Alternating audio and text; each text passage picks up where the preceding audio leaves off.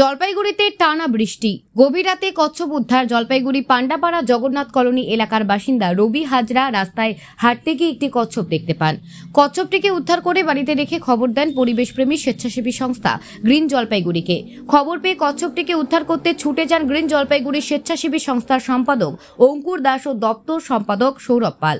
Green Jalpaiguri স্বেচ্ছাসেবী সংস্থার সম্পাদক অঙ্কুর দাস জানান, আমরা কচ্ছপটিকে আপাতত আমাদের হেফাজতে রাখছি। আজ শনিবার জলপাইগুড়ি বন দপ্তরের হাতে তুলে দেওয়া হয়।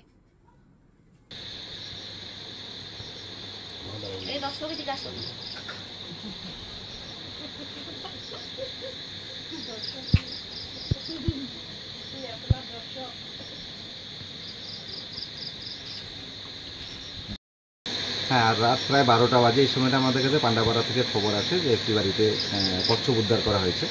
তো কচ্ছপ যেহেতু বিরল প্রজাতি হয়ে যাচ্ছে এবং আমাদের এই পরিবেশে ভারসাম্য রক্ষা করার জন্য তাদেরকে রক্ষা করা দরকার। আমরা রাতে বন দপ্তরের সাথে যোগাযোগ করি, কিন্তু যোগাযোগ কোনো কারণে হয় না। আমরা রাতে সেই কচ্ছপটাকে উদ্ধার করে নিলাম এবং রবি হাজরাকে আমরা কৃতজ্ঞতা স্বীকার করছি যে ওর মধ্যে যে সচেতনতার বার্তা আছে, যে একটা কচ্ছপ যাকে বাঁচানো দরকার আমাদের পরিবেশে ইকোসিস্টেম ঠিক রাখার জন্য, তাকে আমরা কৃতজ্ঞতা স্বীকার করছি এবং আমরা কচ্ছপটা নিয়ে যাচ্ছি। আগামীকালকে বন দপ্তরের হাতে তুলে দিব অথবা বন দপ্তরের পরামর্শ মতো আমরা এটাকে রিলিজ করে দিব। অঙ্কুর দাস, সাধারণ সম্পাদক, গ্রিন জলপাইগুড়ি এনজিও।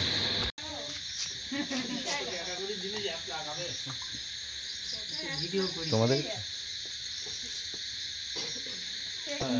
রাতে 12টার বেশি বাজে।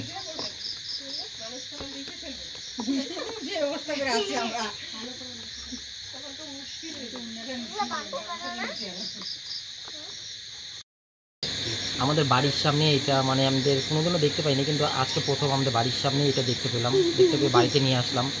তা বাড়িতে আসার পর বাড়ির থেকে সবাই মিলে বললো, বুদ্ধি করে নিয়ে বললো যে গ্রিন জলপাইগুড়ি আমাদের আছে এনজিও, এনাদের ফোন করে এটা দিয়ে দেওয়া উচিত।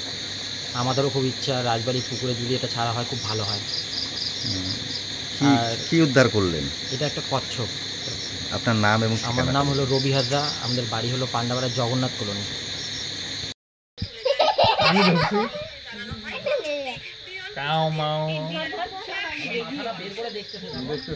বলে আমাকে নিয়ে যাবে।